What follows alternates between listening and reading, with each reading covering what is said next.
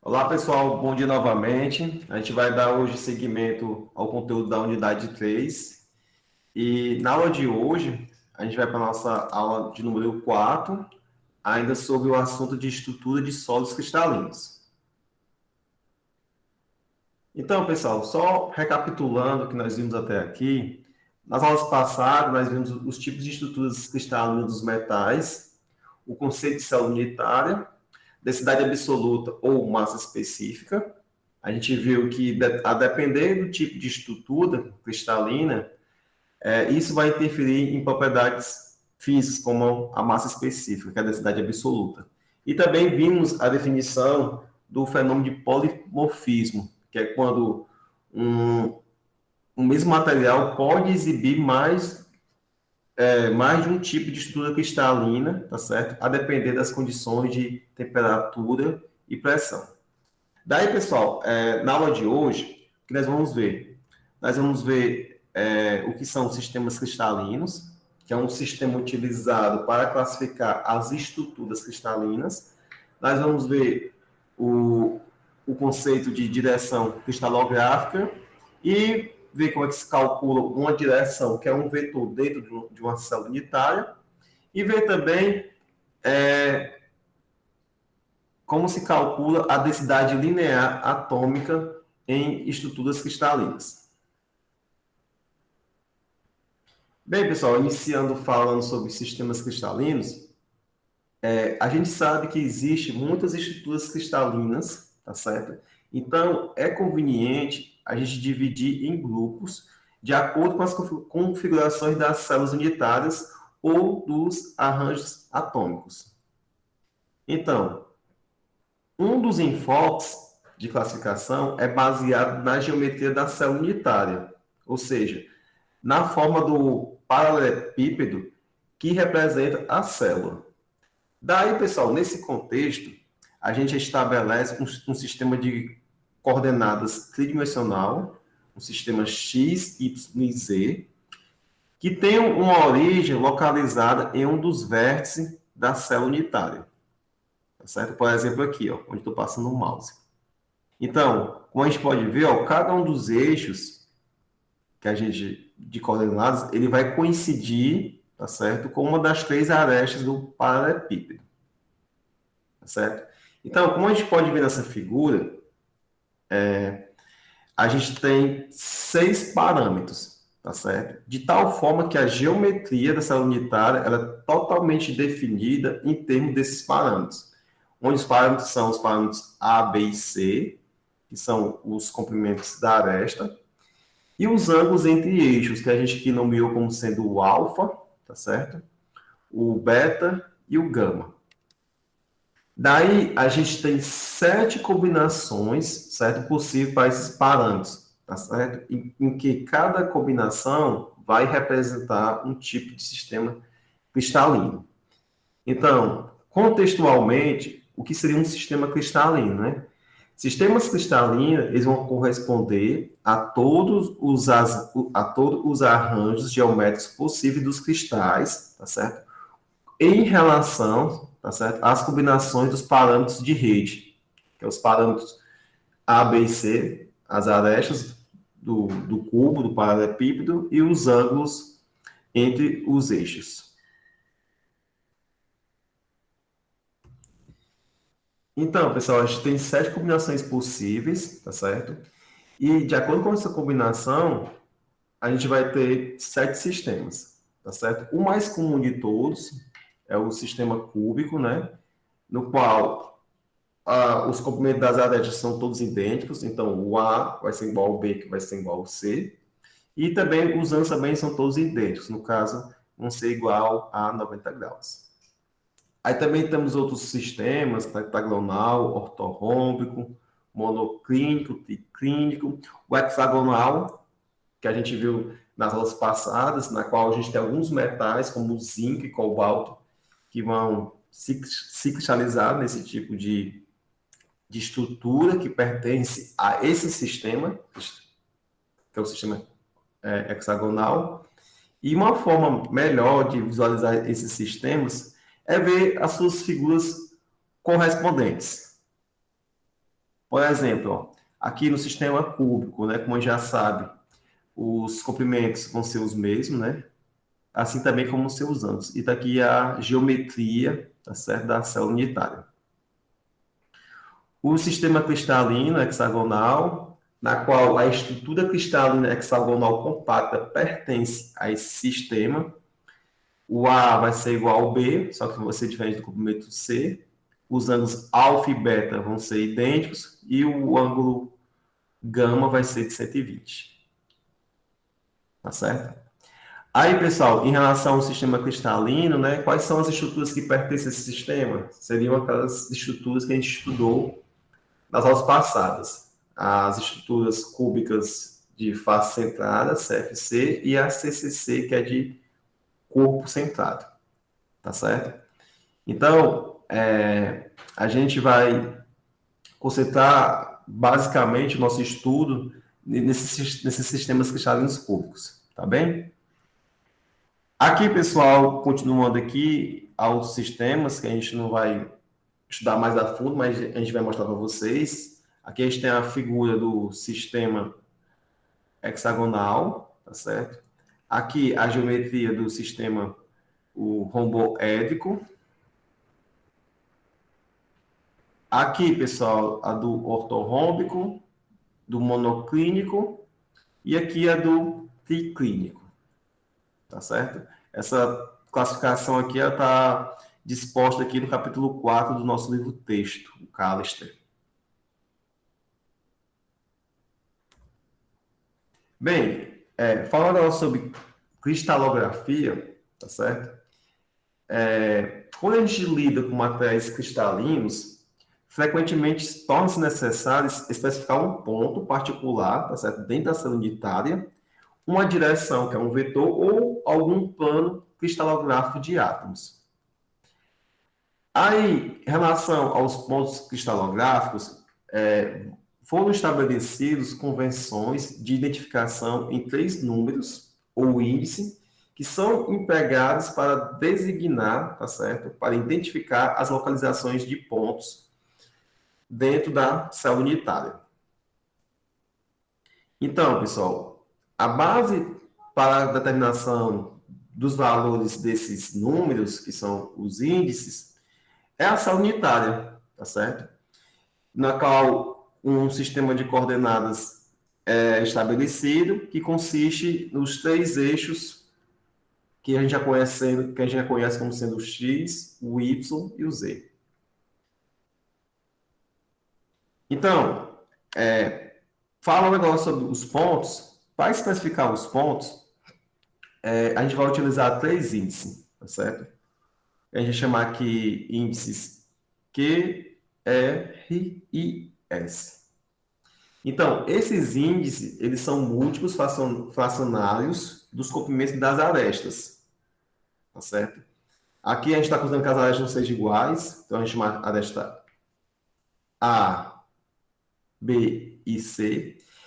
E quando a gente fala que eles são múltiplos fracionários, a gente quer dizer o seguinte, que as coordenadas de posição dentro da rede cristalina, eles vão ser iguais aos produtos dos seus respectivos índices com os comprimentos das arestas, tá certo?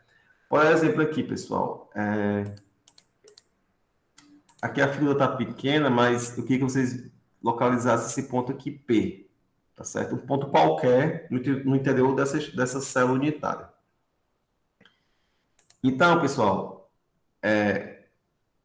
as coordenadas desse ponto P vão ser as seguintes, tá certo? O Px, tá certo? Seria o quê? Seria a coordenada em relação à abscissa, tá certo? Vai ser igual ao quê? Vai ser igual ao índice Q multiplicado pelo o comprimento da aresta, que é A, tá certo? Aqui é o comprimento da aresta em relação ao eixo X, tá certo? Já a coordenada PY em relação ao eixo Y seria o quê? Seria o índice R, pessoal, ou seja, nessa direção aqui, multiplicada por quem? Pelo comprimento da aresta, que é a aresta. A aresta é B, tá certo? E aqui, em relação a Z, que é a cota, tá certo? A coordenada em relação a Z vai ser quem? Vai ser o índice S multiplicado pelo comprimento da aresta, tá certo? Que é o comprimento C. Aí, para ilustrar como a gente faz a determinação desses pontos cristalográficos, a gente vai considerar o exemplo, problema exemplo 3.5 da página 48 do Callister, tá certo? Que diz o seguinte: especifique as coordenadas de pontos para todas as posições atômicas em uma célula unitária cúbica de corpo centrado. Então é o seguinte: para a resolução desse problema exemplo, a gente vai desenhar a célula unitária, tá certo? E em seguida a gente vai identificar as coordenadas das posições dos átomos. A gente vai atribuir números a cada átomo, a gente vai identificar, tá certo? Cada átomo para depois determinar as coordenadas. Daí a gente tem que levar em consideração que o comprimento da aresta é o mesmo, tá certo? O A é igual ao B, que é igual ao C, e que o índice é igual a 1 no comprimento da aresta, ou seja, no vértice, tá certo? Da aresta em relação à origem. Então, como é que isso é feito? A gente que desenhou, tá certo? A célula unitária, tá bom? Depois a gente identificou os eixos, tá certo? Aqui o eixo X, certo? Aqui o eixo Y, tá certo? E o eixo Z. E então a gente nomeou cada átomo. Esse átomo aqui, pessoal, a gente nomeou como 1, como sendo a origem do sistema de coordenadas, tá certo? Aqui é o átomo 2, o átomo 3, o átomo 4 e assim sucessivamente. Tá certo? Então, pessoal, então agora a gente vai identificar as coordenadas de cada ponto. Inicialmente, a gente vai considerar o ponto 1. Tá certo? Aí vamos lá, pessoal. O ponto 1 seria esse ponto aqui localizado na origem. Vocês estão vendo aqui? Sim. Pronto. Então, a coordenada do ponto 1 em relação ao eixo X vai ser o quê? Vai ser o produto, né, do índice multiplicado pelo comprimento da aresta, que é A, não é verdade? Só que esse ponto está sob a origem aqui, ou seja, a fração aqui de A é quanto? É zero, né? Isso. Então, nesse caso aqui, o Q vai ser igual a quanto? Zero. Zero. Muito bem. Tá certo? Aí, pessoal, em relação ao X, a gente chamou de B, mas na verdade aqui a gente sabe que B é igual a A, né? Então, aqui a gente vai ter o quê? RA, 0A, né? Já que B aqui é igual a A e C também é igual a A, né? Desculpa, aqui não é C não, aqui é A mesmo.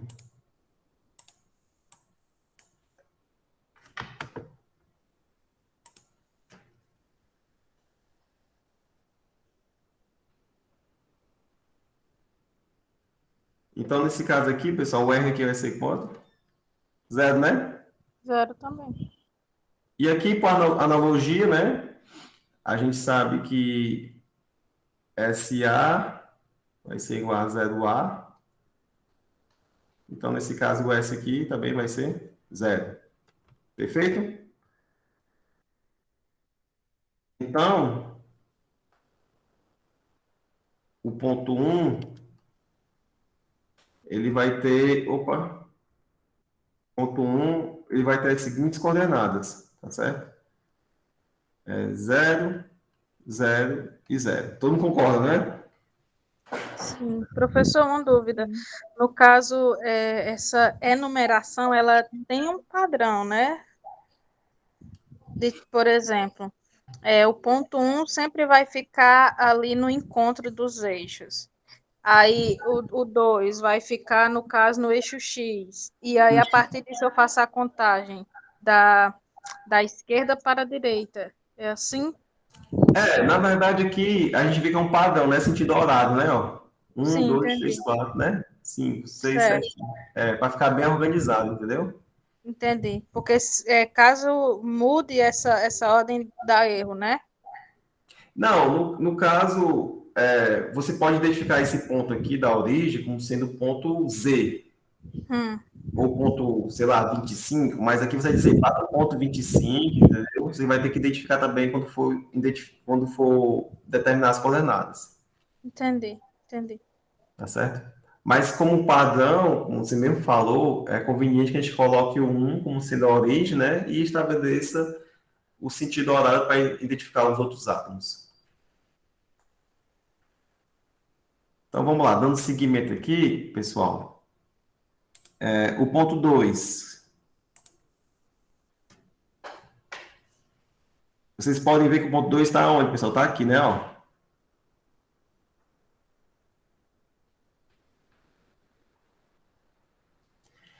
Aí vamos lá, ó. O ponto 2, tá certo? Que é o ponto sobre o eixo X, vai ser igual ao quê? Vai ser igual ao índice multiplicado pela aresta, né? Ó. E esse ponto corresponde a quem? A, pró- Achei. a própria aresta, né? Em relação, Sim. se você pegar esse comprimento aqui, ó, é o comprimento A, né? Então, nesse caso aqui, o A vai ser igual a quanto? Desculpa, o quê? Hum? Muito bem.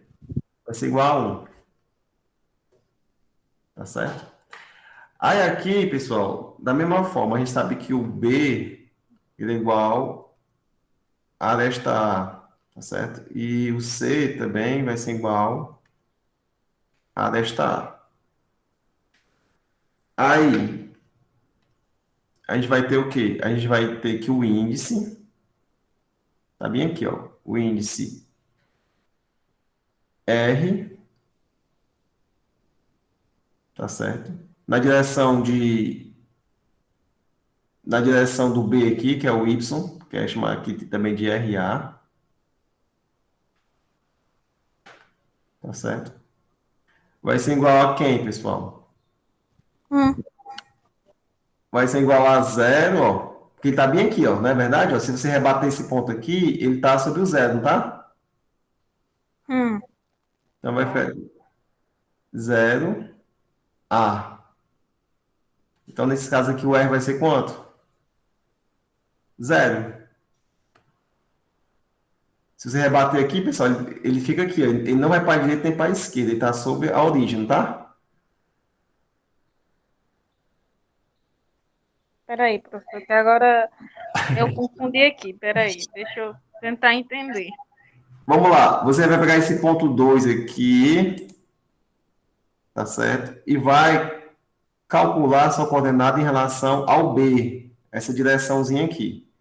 Esse ponto está sobre a origem em relação ao Y, tá? Sim. Então é o seguinte, o RB, tá certo? Que vai ser a mesma coisa que RA, porque o comprimento é o mesmo. Vai ser igual ao quê? Se você rebater aqui é o quê? Zero A, é o zero B, não é verdade? Sim. Então, nesse caso, o R é quanto? Zero. No mesmo jeito vai ser nesse do Z, né? Porque ele não sobe para cima, vai continuar na origem. Isso, perfeito. Em relação ao C, pessoal, a gente vê que o ponto está bem aqui, ó. Ele não sobe nem desce em relação à cota, né? Se você rebater aqui, ele está bem aqui, não vai? Então, nesse caso aqui, ó, o C vai ser igual a zero. Então, nesse caso aqui, o ponto 2, ó, é o ponto que 1, 0, 0. Perfeito? Agora, pessoal, vamos fazer aqui para o ponto 3.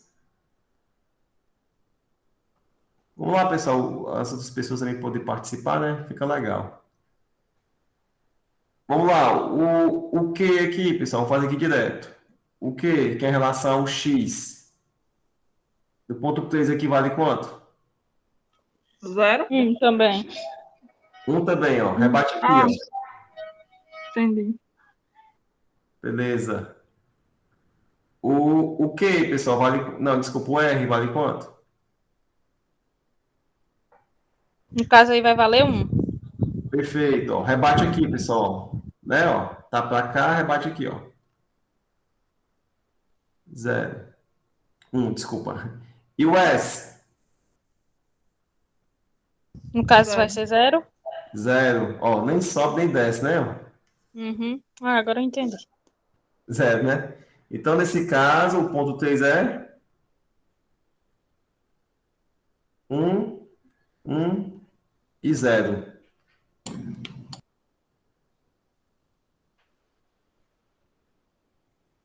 Tá certo? Bom, vamos lá, pessoal. Esse ponto 9 aqui agora. Vamos logo por último. Me diga as coordenadas dele direto aí. Em relação a x, é quanto? Opa! Pera. Rebate aqui, ó. O x é aqui, ó. Ele tá É, indo. é É o 0. 0, né? Uhum. Em relação a y, pessoal, é quanto? Em relação a z, 0. rebate aqui. É. É, né? É 1, né? Então, pessoal, isso aqui, então, são as coordenadas do ponto 9. Então, para vocês exercitar, eu peço que vocês façam para os outros pontos, tá certo? Mas aqui no slide já tem um gabarito, ó. Como a gente viu, ó, o ponto 9 é o ponto 0, 1 e 1, não é verdade?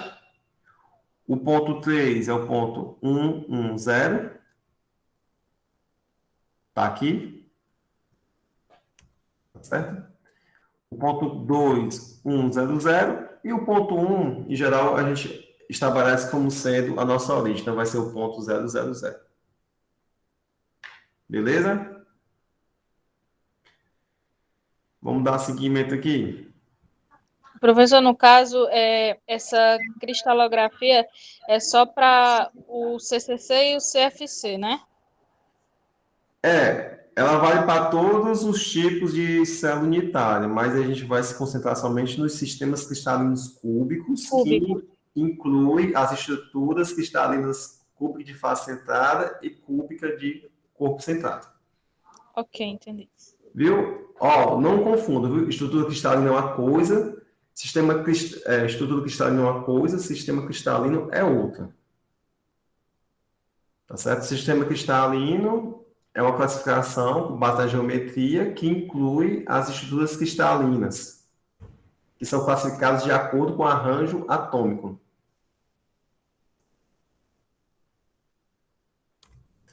Agora vamos dar seguimento aqui. A gente falou agora dos pontos cristalográficos, não foi? A gente fala dos pontos cristalográficos, pois eles são importantes para a gente definir uma direção cristalográfica dentro de uma célula unitária. Uma direção cristalográfica, pessoal, nada mais é do que uma linha entre dois pontos que a gente chama de vetor, tá certo? Por exemplo, aqui, ó, no sistema com duas coordenadas, tá certo? Que é o R2, a gente pode determinar um vetor, esse vetor V aqui, ó, que a gente chamou de vetor AB, como sendo a diferença entre as coordenadas do ponto B e do ponto A. Tá certo? Por exemplo, aqui, ó, o ponto B. Opa!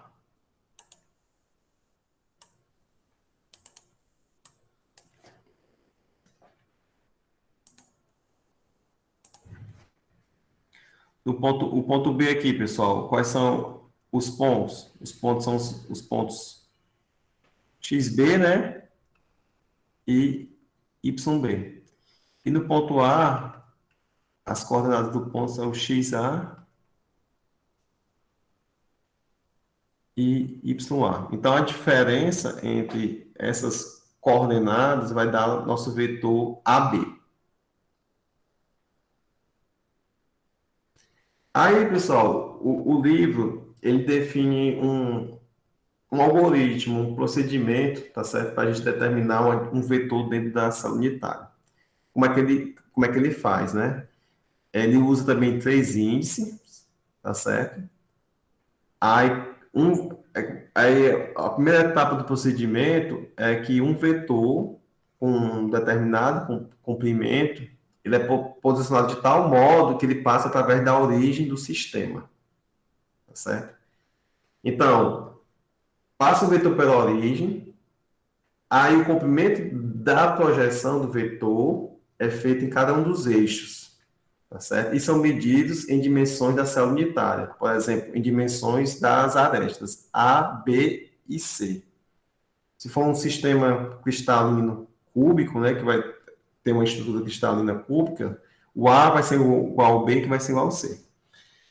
Daí, esses três números, eles são multiplicados ou divididos por um fator comum para a gente reduzir ao menor valor inteiro possível, tá certo? E por último, os três índices, eles são representados entre colchetes. Então, esse aqui representa um vetor, tá certo? Se eu tiver três índices entre colchetes, é um vetor. Se eu tiver três números separados por vírgulas entre parênteses, a gente tem um ponto. Então, é importante a gente saber essa diferença.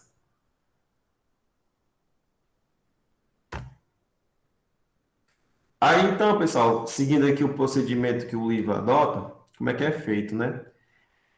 Inicialmente, a gente desenha um vetor passando pela origem. Vocês estão vendo aqui o vetor? Aqui é a origem, ó.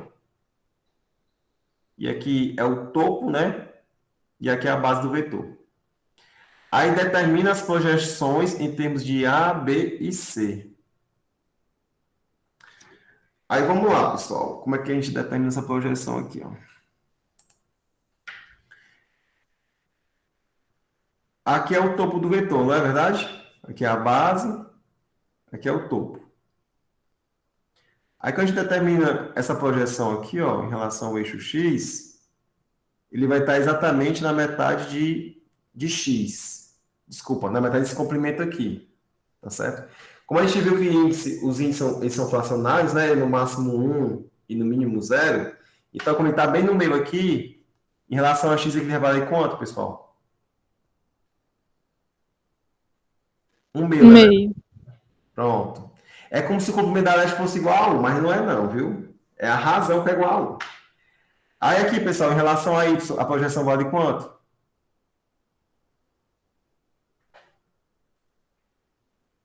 Tá bem aqui o ponto, ó.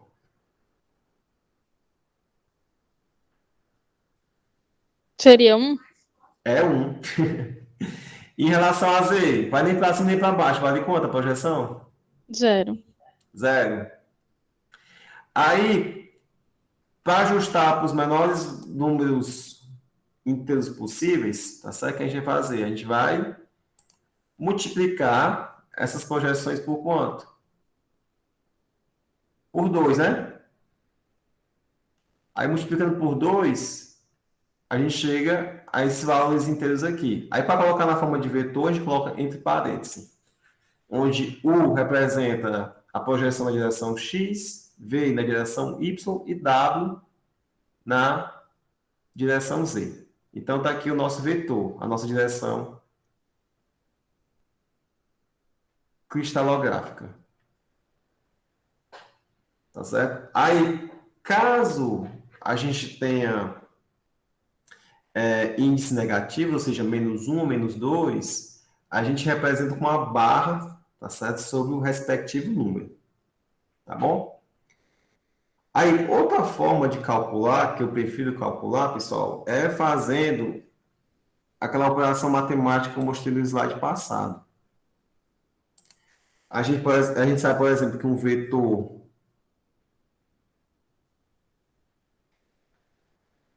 AB, né? Por exemplo, isso que vai ser igual ao quê, pessoal? as A coordenadas, menos B. as coordenadas do ponto B, né? A diferença das coordenadas do ponto B menos as coordenadas do ponto A, não é verdade? Sim. Perfeito. Aí vamos lá. Aqui eu vou definir como sendo o meu ponto B. Deixa eu apagar aqui.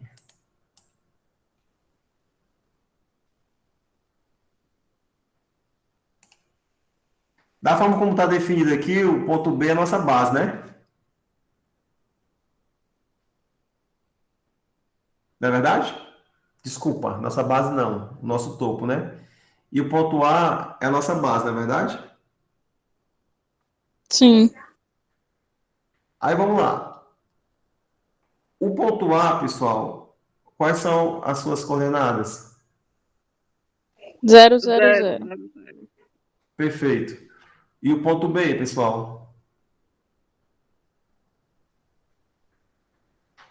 1, 1, 0. Vamos lá. Em relação ao X é quanto? 1. Opa, Um relação ao sobre X. 2. É. Perfeito. 1/2. Em relação ao Z, o Y. 1, né? 1, Em relação ao Z, 0. 0. Então, ó, o vetor B menos A vai ser o quê? 1 meio menos 0, né? 1 menos 0 e 0/0. Isso aqui vai dar um vetor igual a quanto?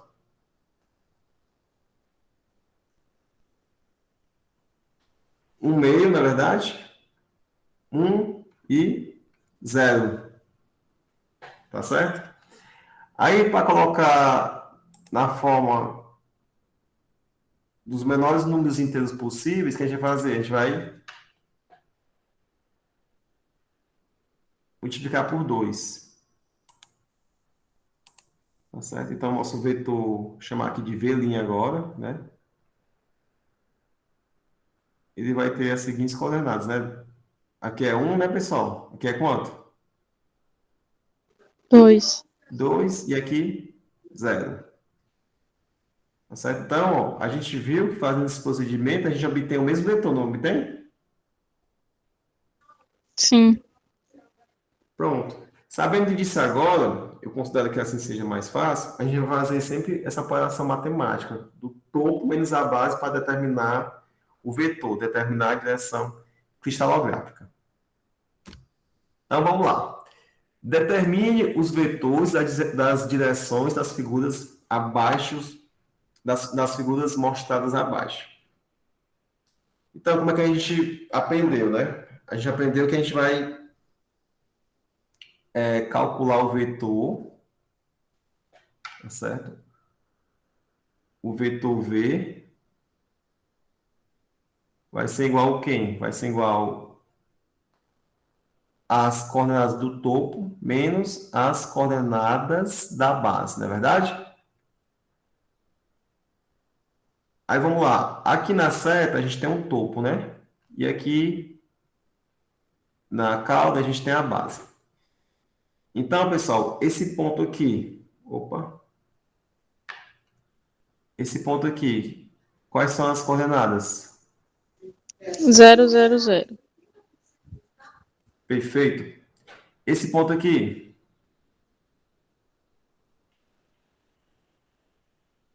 Em relação a X, né?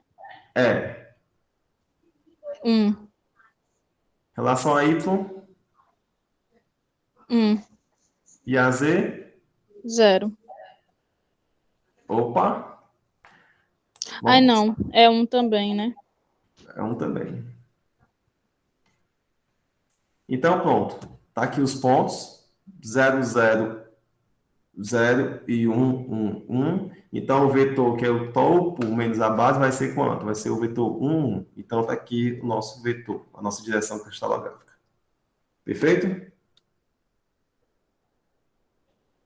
Vamos para cá agora. Vamos lá, pessoal. Nesse ponto aqui, quais são as coordenadas em relação à base? 0, 0, 0, 0. Vamos lá, 0 em relação ao x, está bem aqui. 0 em relação ao y. Ai, não. 1. 1 em relação ao z. É porque ele não está na origem, né? Isso, não está na origem. E aqui?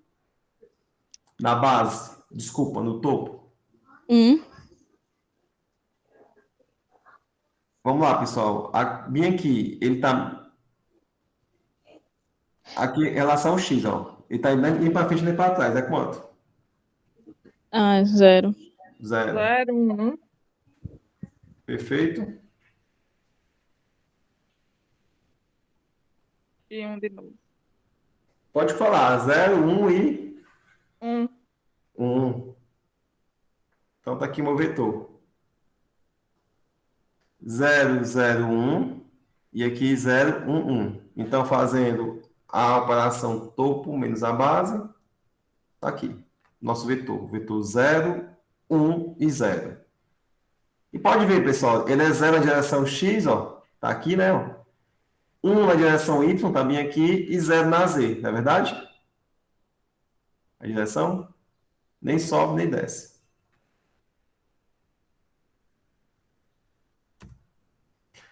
Vamos lá agora. Aqui a gente tem a nossa base.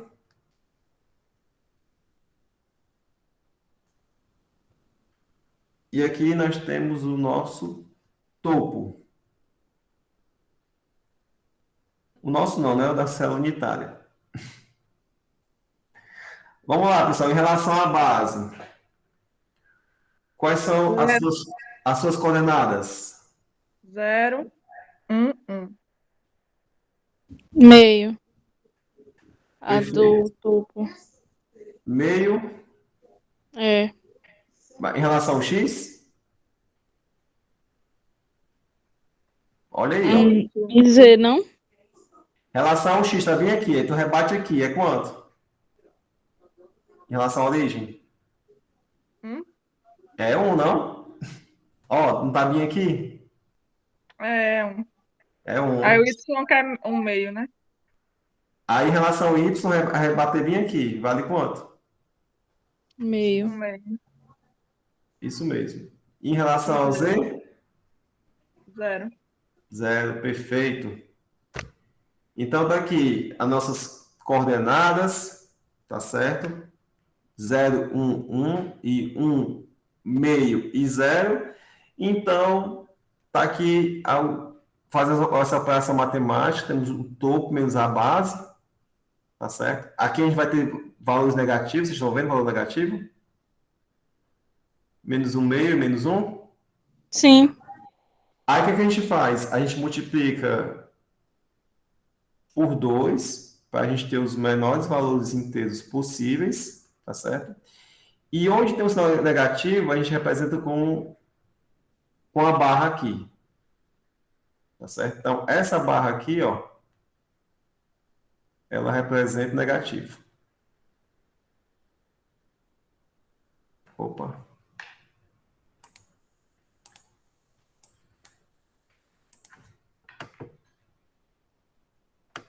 Representa o valor negativo.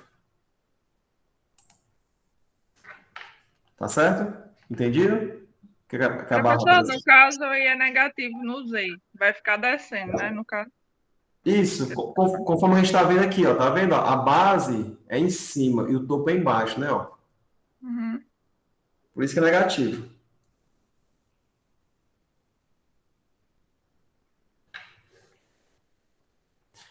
Aí vamos lá, no seguimento aqui.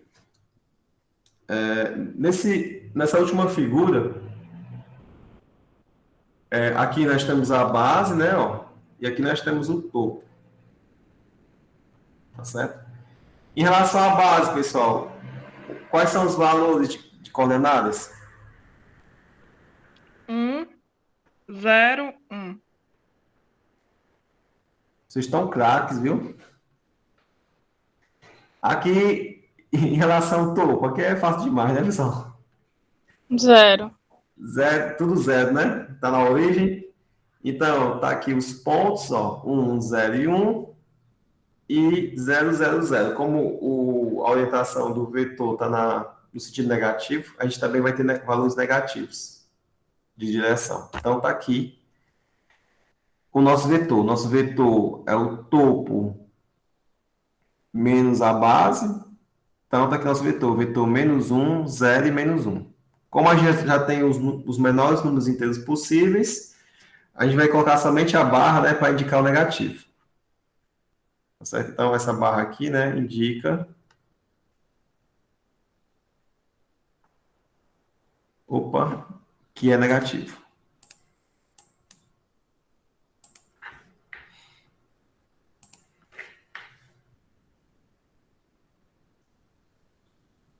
Opa, dica que é... Vou deixar sem escrever mesmo. Minha letra hoje está pior do que nunca. Mas vocês entenderam, né? A barra. Entendi. Então, só colocar aqui uma seta para vocês perceberem bem essa barra. Então, sabendo disso, a gente pode, então, determinar as famílias de direções dentro das células unitárias. Tá certo? Por exemplo, ó, para algumas estruturas cristalinas, né, a gente tem várias direções não paralelas, tá certo? Com índices diferentes, mas que são equivalentes, tá certo? Significando que o espaçamento entre os átomos ao longo da direção é o mesmo. Aí, para exemplificar melhor isso, a gente vai considerar agora os cristais cúbicos, tá certo? Aí, por exemplo, todas as direções representadas pelos índices 1, 0, 0, 0, 1, 0 e 0, 0, 1, elas podem ser, tá certo, agrupadas em uma família, que é a família 1, 0, 0, tá certo? Então, essa família aqui representa as direções equivalentes, essas direções aqui, tá certo? E que engloba todas, quer dizer, essa família aqui engloba todas essas direções equivalentes, que seria a família 1, 0, 0. Aí, para diferenciar direção de família, na direção, que é o vetor, a gente utiliza o colchete, ó, que vocês podem ver aqui, e nas famílias, a gente usa esses colchetes angulares. Tá certo? Parece mais uma chave, né? Assim, ó. Não sei. Aí vamos lá. Ainda falando sobre o sistema cúbico, a simetria dessa estrutura ela permite que as direções equivalentes sejam agrupadas, né? Como a gente fez anteriormente. Tá certo? Então, essa família aqui seria a família 1, 0, 0, né? Ela agrupa as direções 1, 0, 0, a direção 0, 1, 0 e a direção 0, 0, 1. Então, seria a família para todas as faces, tá certo? Seria essa família aqui, 1, 0, 0, tá certo? Também seria essa família aqui, nessa face aqui, ó, em relação ao Y,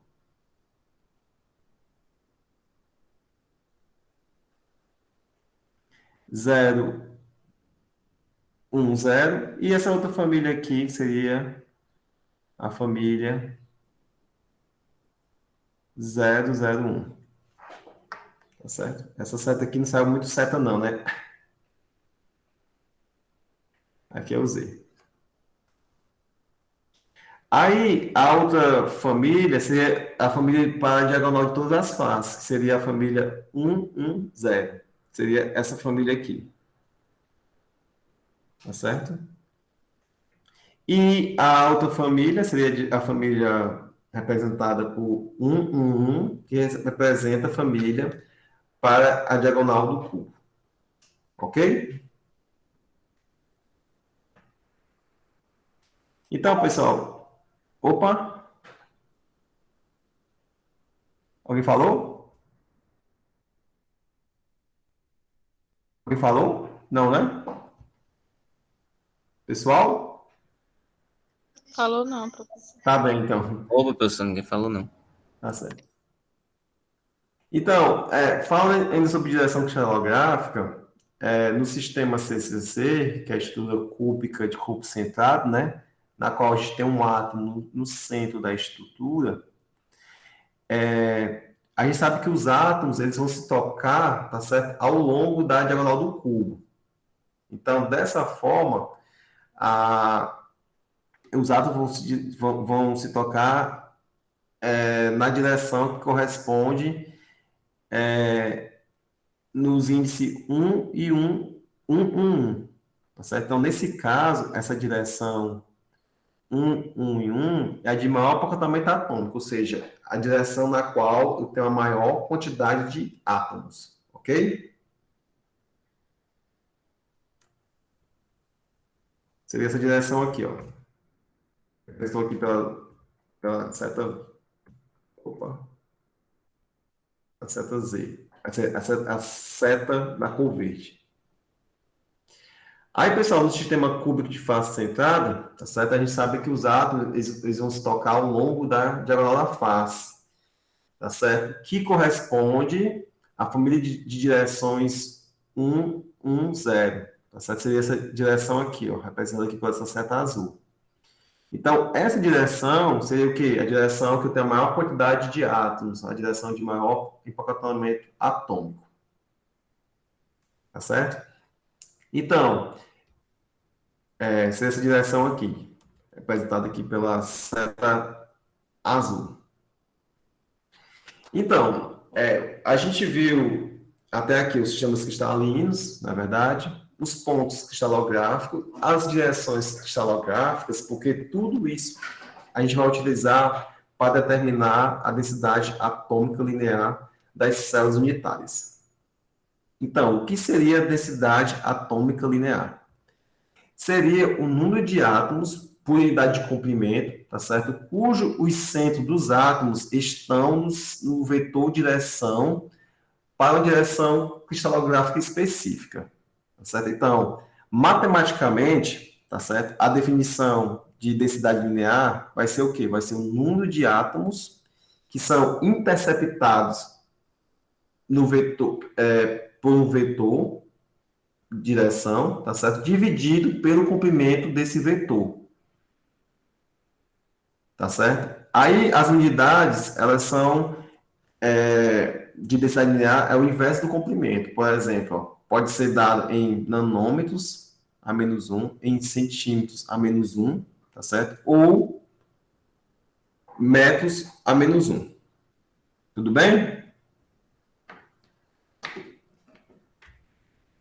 Aí vamos lá, pessoal. Calcule a densidade linear, tá certo? Para a direção 1, 1, 0 em uma estrutura cúbica de face centrada. Então, inicialmente, o que a gente vai fazer? A gente vai desenhar a célula unitária, já está desenhado aqui.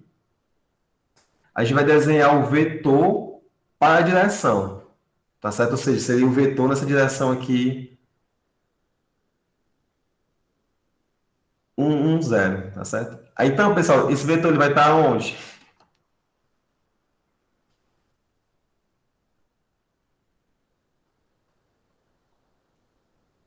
Vamos lá. Ele vai estar na posição 1 em relação ao x, na verdade.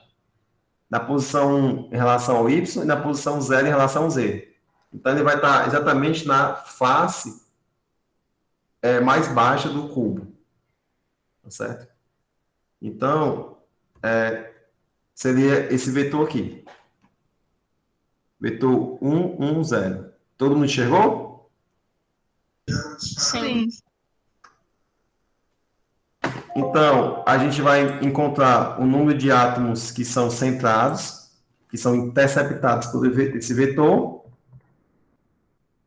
e determinar o comprimento do vetor.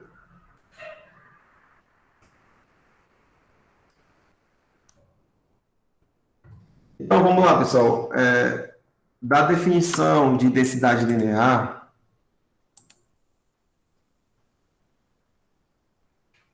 a gente sabe que é igual ao quê? O número, né,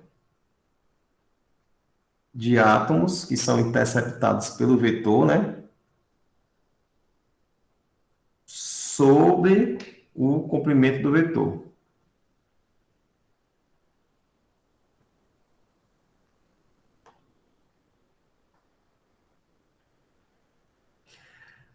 Então, vamos lá. A gente já desenhou aqui a célula unitária, desenhou o vetor para a direção considerada, que é a direção 1, 0. Agora a gente vai encontrar o número de átomos interceptados, tá certo? O número de átomos centrados. Pessoal, olhando para essa célula unitária aqui, quantos átomos são centrados? Um. Vamos lá. Aqui no centro a gente tem um átomo, não é verdade? Sim. Aqui é como se a gente tivesse metade do Meio. átomo, não é verdade? É. Se tivesse R. E aqui do outro lado, mais R, né? Então fica 2. Isso. 2 átomos. Muito bem. Aí é o seguinte, o comprimento do vetor, tá certo? A gente tem que determinar ele em função da aresta, não é verdade? Que, por sua vez, a aresta é função de quem, pessoal? Do raio. Raio atômico, não é verdade? Uhum. Então, vamos lá, pessoal. Esse comprimento aqui, ele equivale a quanto?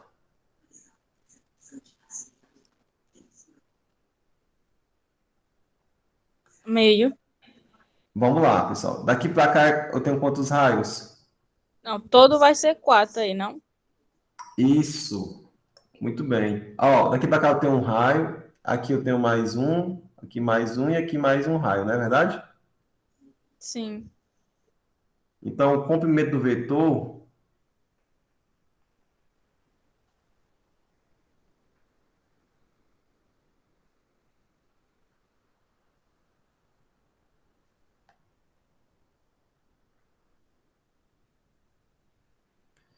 é igual ao que a 4 raios, não é verdade?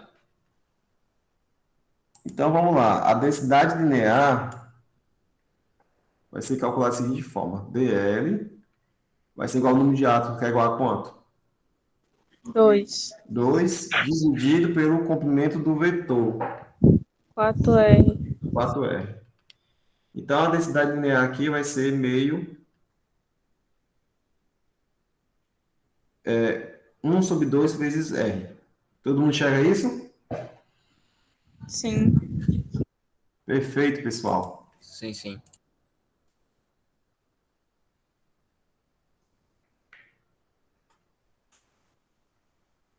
Como ele não especificou a unidade de R, eu não tenho como calcular se é em centímetros a menos 1, se é metros a menos 1, se é nanômetro menos 1, não tenho como calcular, na é verdade? Aí vamos lá para o segundo exemplo.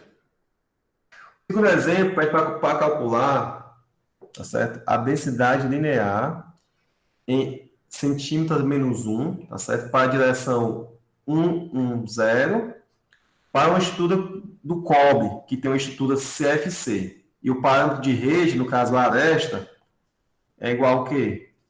A 0,361 nanômetros. Então vamos lá, pessoal. A primeira coisa a se fazer sempre é o quê? Desenhar a célula unitária, tá certo? Qual o segundo passo? Enumerar. Não, determinar a direção do vetor dentro dessa célula unitária, não é verdade? Então vamos lá. Está aqui a célula unitária desenhada e está aqui o vetor desenhado. É o mesmo vetor que a gente considerou anteriormente, tá certo? Aí a gente sabe que a densidade linear ela é o quê? Ela é definida como sendo o número de átomos dividido pelo comprimento do vetor, não é verdade? Opa. Aí vamos lá, pessoal. O número de átomos interceptados pelo vetor são quantos? 2. Tá aqui, ó. Mais uma vez, ó. Daqui para cá a gente sabe que é R, né? Daqui para cá também vai ser R, então é como se fosse um átomo, não é verdade? E aqui no centro a gente tem outro átomo. Então, qual o número de átomos? 2. Muito bem.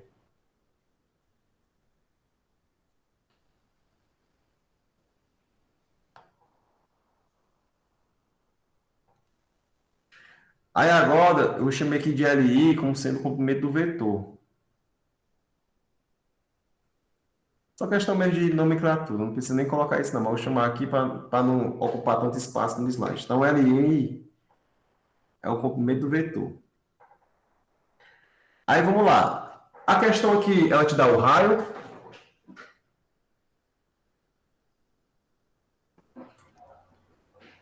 Da Não, a aresta. da aresta, né? Uhum. Então isso. vamos lá. A gente sabe que o comprimento do vetor depende do raio, né? Quer dizer, depende da aresta, né? Que por sua vez é função do raio atômico. Só que a questão, ela não te dá os dados do raio atômico, ela te dá os dados de aresta. Então, você vai ter que calcular esse comprimento do vetor em função da aresta. Não é verdade? Aí vamos lá. Seria, Diga aí. seria 2A dividido por 2. Ou não, 2A A vezes A dividido por 2. A dividido por 2. Vamos lá, né? Ó, A vamos lá. vezes A, né? Porque não é a avesta. A Vamos lá. avesta divide vezes A. É o seguinte. Essa diagonal aqui, pessoal, presta atenção. O comprimento do vetor aqui é igual ao quê? Igual à diagonal da face, não é verdade? Sim. Sim. Ou diagonal do cubo, né? Não. Diagonal do cubo seria se fosse aqui, ó. Nessa direção aqui, ó. Sim, entendi. Aqui é um lado. É como se fosse uma figura plana, um quadrado. Então, a diagonal da face é igual a quanto, pessoal? Em função da aresta. Vai ser igual a aresta vezes o quê? A avesta vezes a avesta dividido por 2, não? Não, vai ser a aresta raiz de 2.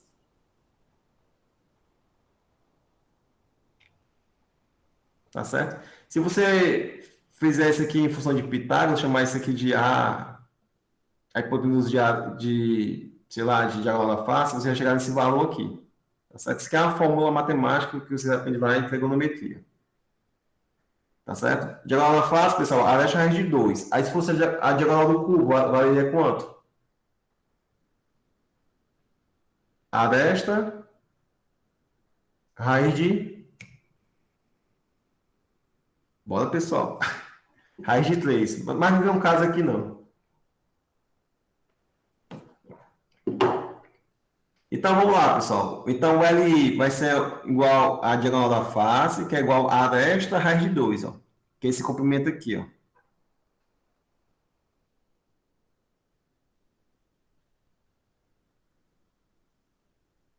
Diagonal da face. Aí, é o seguinte.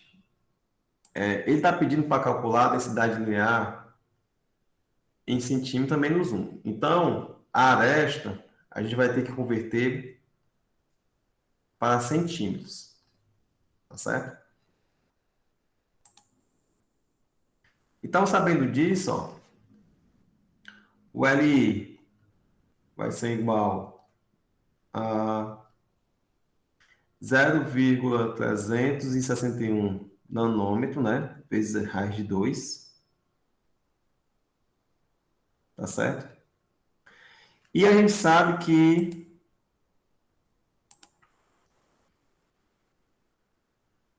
um nanômetro equivale a quantos centímetros, pessoal? 10 a 10 a menos, menos 6. 10 a menos 7 centímetros, tá certo? Então, o LI aqui vai ser esse valor aqui, ó, 0,361 vezes raiz de 2 centímetros. Perfeito? Então, agora, pessoal, é só calcular aqui o valor da densidade linear. Densidade linear vai ser igual ao quê? O número de átomos, que é 2, dividido pelo comprimento do vetor, que é a aresta raiz de 2, ó, pessoal, que é a diagonal da face, tá certo? Vai ser igual às... Opa!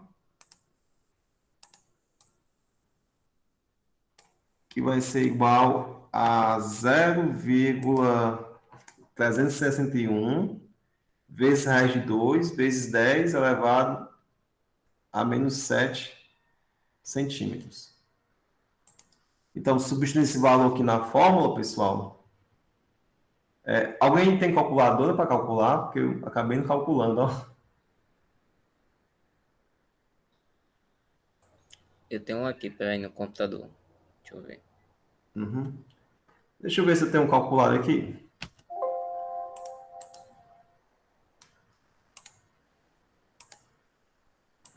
Deixa eu olhar aqui.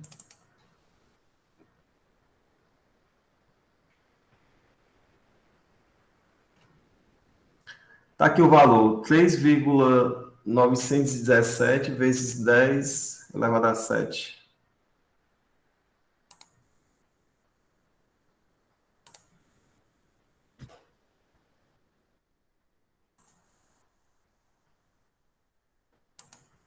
Então, o valor da densidade linear, pessoal, vai ser de 3,917 vezes 10 elevado a 7 centímetros a menos 1.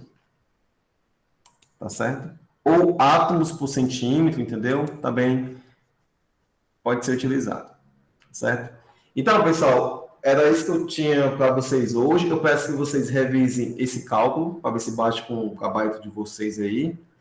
E os assuntos dessa aula de hoje estão no capítulo 3 do nosso livro texto do Cálice, nessas páginas aqui indicadas. Tá certo? Eu vou parar aqui a gravação para o vídeo não ficar muito longo.